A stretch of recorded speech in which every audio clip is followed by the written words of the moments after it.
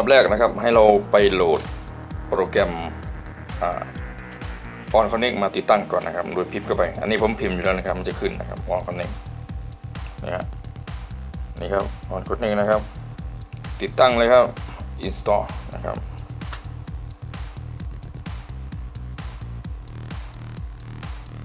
นี่ครับอันนี้เรายังไม่ต้องเปิดนะครับยังไม่ต้องทำอะไรนะครับเราไปที่ทีวีเราก่อนนะครับหลังจากนั้นเปิดทีวีของเราขึ้นมานะครับเปิดทีวีคือเราขึ้นมาตามปกตินะครับแล้วก็ไปที่ตัวนี้นะครับการตั้งค่านะครับสำหรับทีวีรุ่นนี้ใช้เมาส์เสียบได้เลยนะครับของผมนี่ก็ใช้เมาส์แบบไร้สายนะครับก็สามารถทำงานได้เหมือนกับคอมพิวเตอร์เลยครับก็เมาส์ชี้ได้นะครับเราไปที่ตั้งค่าก่อนนะครับไปที่ตั้งค่านะครับเราจะทำการเชื่อม Wi-Fi ก่อนนะครับก็จะมาที่เครือข่ายนะครับเครือข่ายตอนนี้มันก็จะเป็นเครือข่ายแบบใช้สายอยู่นะครับเปิดมาครั้งแรกนะครับจะเป็นแบบเคเบิลอยู่นะครับก็เปลี่ยนให้เป็นแบบไร้สายนะครับเครื่องก็จะทำการค้นหาWi-Fi นะครับที่อยู่ในระบบนะครับมาที่นี่นะครับเครื่องก็จะทำการลิสต์รายชื่อของเครือข่ายขึ้นมานะครับว่าเครื่องเรารับเครือข่ายอะไรได้บ้างอยู่ในย่านแถวๆนั้นนะครับเราก็ไปเครือข่ายของเราเองนะครับแล้วก็ใส่รหัสของเราเตอร์ของ Wi-Fi เรานะครับ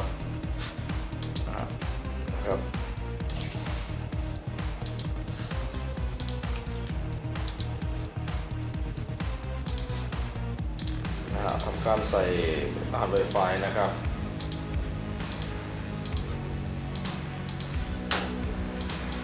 แล้วก็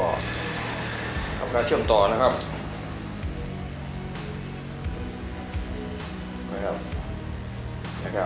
จมุมตัวนี้มันจะบอกว่าเชื่อมต่อ Wi-Fi แล้วนะครับตรงนี้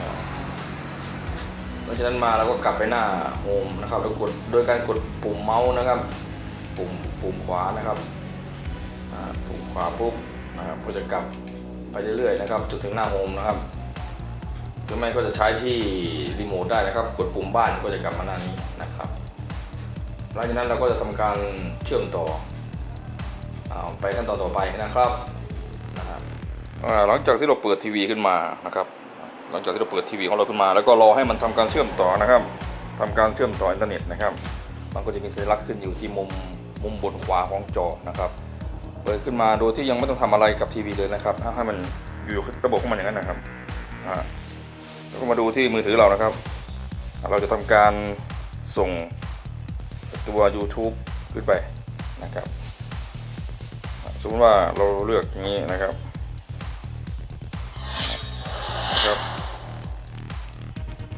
จะดูรายการสักรายการหนึ่ง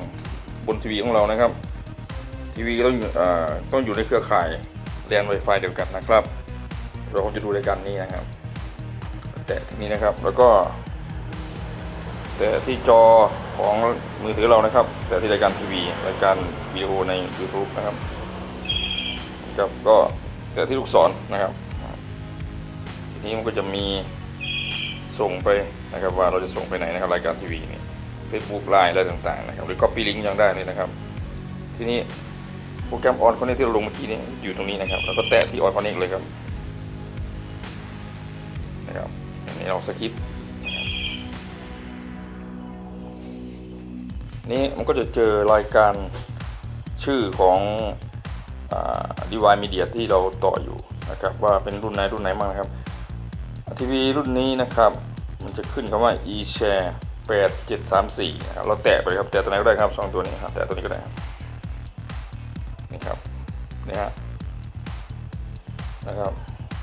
เราแตะ play นะครับ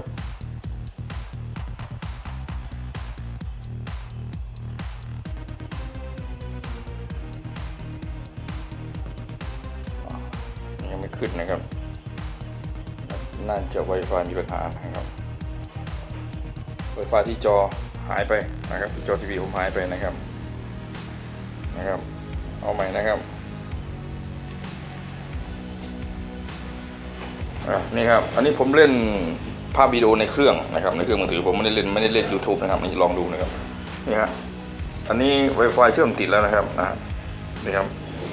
ภาพบนจอมือถือกับบนทีวีจะเหมือนกันนะครับอันนี้เราเชื่อมต่อโดยผ่านโปรแกรม On Connect นะครับแล้วก็ผ่านระบบ Wi-Fi ซึ่งเป็นระบบเชื่อมต่ออยู่ในวงเดียวกันนะครับนี่ก็สามารถเชื่อมต่อเล่นต่างๆผ่านมือถือส่งไปหาที่เครื่อง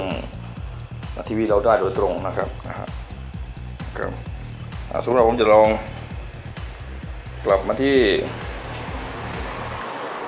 YouTube นะครับ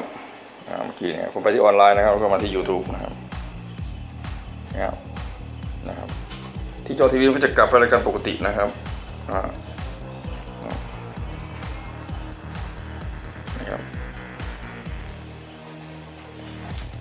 ปุ๊บนะครับกดแตะที่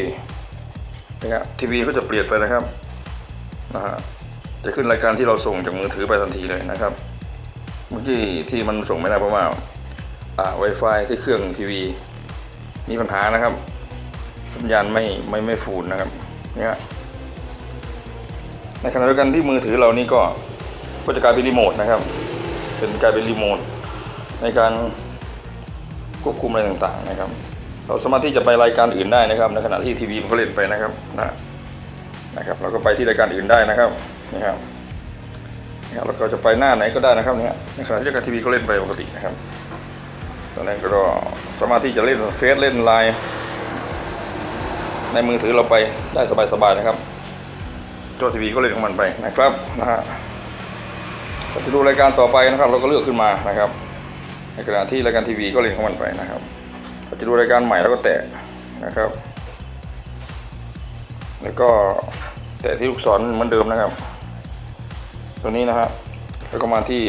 All Connect นะครับปุ๊บจะส่งทันทีนะครับปุ๊บนะครับพอเราแตะปุ๊บนะครับอันนี้ก็จะถามว่าจะเอารายการที่เราเลือกเมื่อกี้นี้เข้าไปในคิวหรือว่าให้มันเล่นเลยนะครับถ้าเล่นเลยก็ตรงนี้นะครับรายการทีวีก็จะเล่นเลยนะครับมันจะเล่นเลยนะครับมันก็จะเป็นคิวนะครับจะเป็นคิวอยู่นะครับนี่เราจะเล่นนี่ก็เล่นได้นะครับเราสามารถที่จะเอารายการใน YouTube มันจัดเป็นคิวได้นะครับนี่คือประโยชน์อย่างหนึ่งของการเชื่อมต่อทีวีอัลกอริทึมรุ่นนี้นะครับผ่านโปรแกรม All Connect นะครับโดยใช้มือถือเป็นตัวสั่งนะครับทีนี้เราก็ไม่ต้องเล่น YouTube ในเครื่องทีวีแล้วครับเพราะว่าผมลองเล่นนะครับมันจะหน่วงนะครับค่อนข้างที่จะหน่วงแล้วก็ทำให้เราเสียอารมณ์ได้นะครับถ้าเราลองเล่น YouTube ที่ตัวทีวีเนี่ยมันจะหน่วงช้านะครับสู้เราเล่นโดยผ่านมือถือนี่ดีกว่านะครับส่งไปที่ตัวทีวีโดยตรงเลยนะครับสำหรับคลิปนี้นะครับหวังว่าจะเป็นประโยชน์กับทุกท่านนะครับที่มีสมาร์ททีวีที่เป็น Android TV นะครับ